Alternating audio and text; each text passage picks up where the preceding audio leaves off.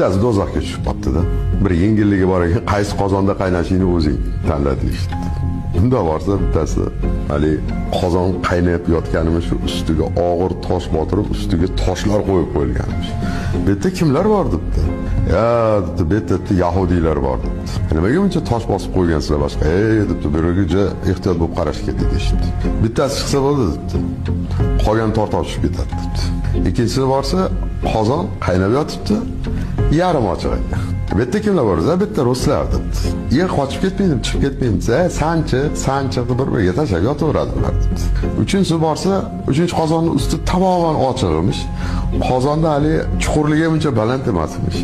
Bu yerda kimlar borsa, bu yerda o'zbeklar debdi. Debdi. Qochib chiqib ketmaydimi bir sakrab? Debdi. Bemalol bu yerga nazoratchimi u bu yerda?